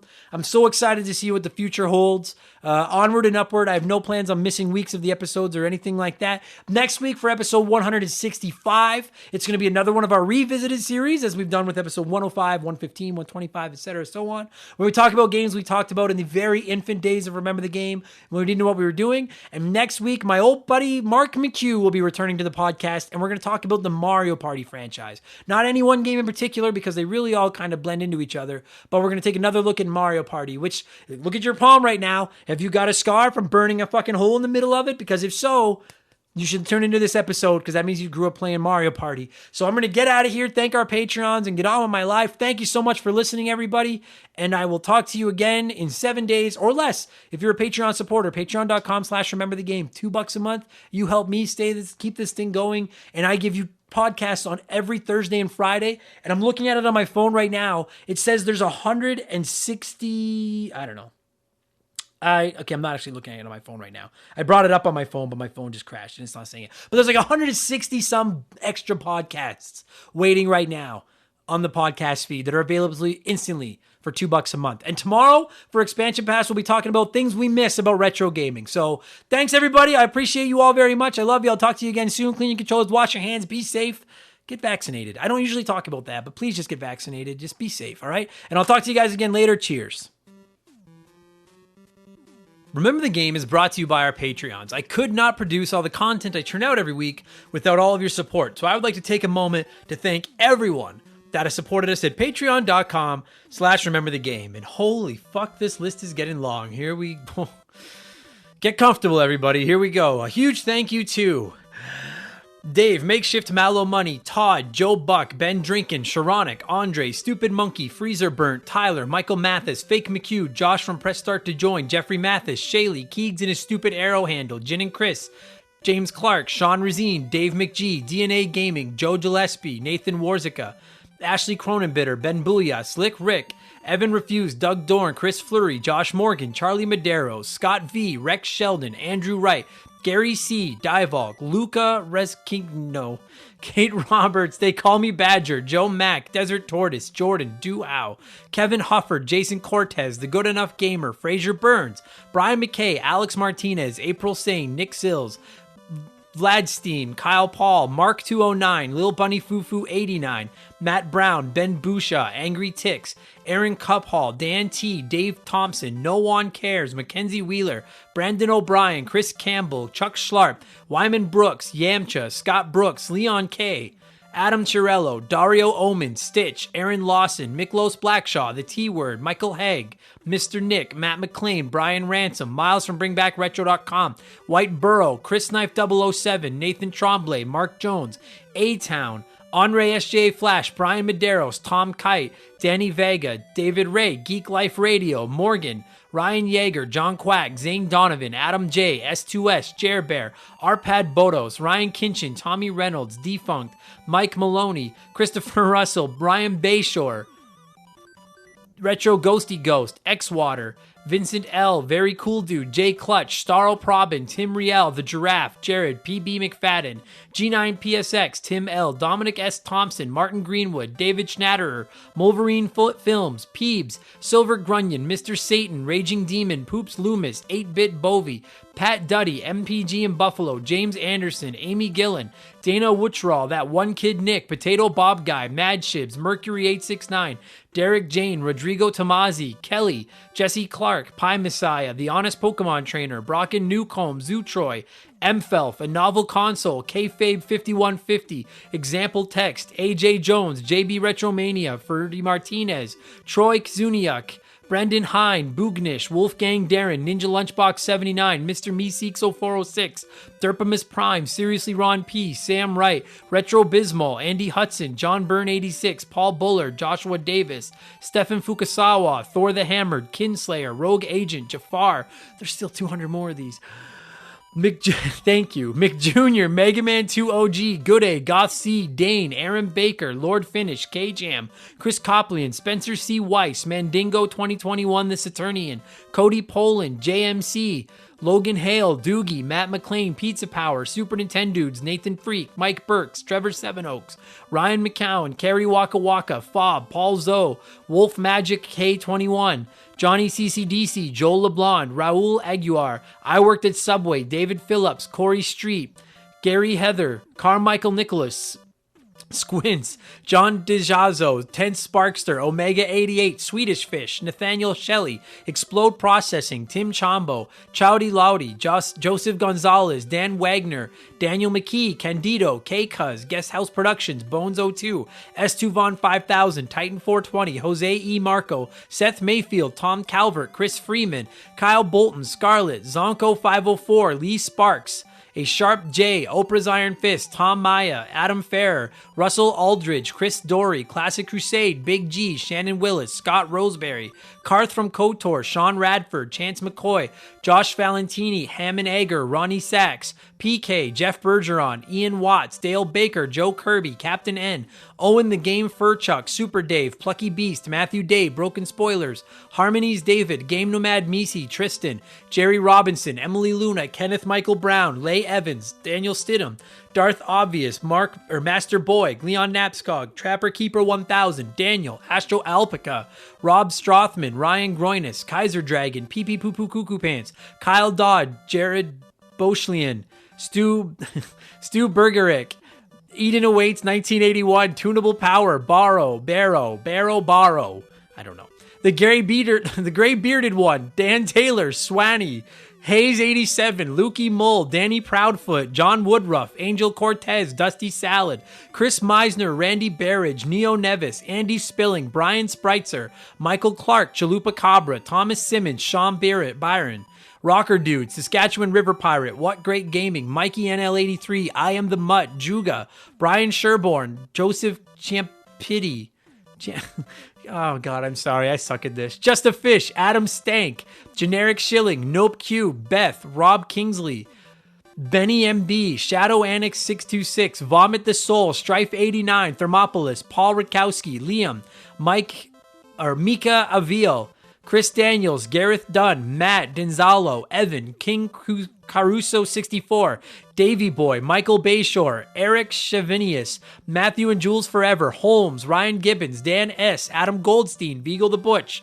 Austin Aresti, Matt High, Nemo Sandoval, Matthew Centrone, Grim Reaper, Hostile Badger, Thomas Hansen, Zach Shepard, Stefan, Andy Cunningham, Black Silver, Billy Mumphrey's Downfall, Rico Argentieri, Brian W., Chris Dickin, Jungle Dumpster, Jay Hampton, Alicia Oda, Rage Mo, Thomas G, Man of Few Words, Hans Gruber, Dylan Flora, Max Jackson M, Joseph Oblivion, Craig Sutherland, Rob Cirino, Pat Mayaz, Matthew D'Amico, and Daja 1K12. If I fucked your name up in there, consider it a badge of honor because I suck at this. Holy fuck. I don't know how much longer I'm going to be able to thank everybody. I'll keep thanking everybody. We'll see. When we hit 1,000, if we hit 1,000, maybe we'll see about it. Holy cow. I got to go drink some water. Thanks for the support, everybody. I'll talk to you again next week. Cheers.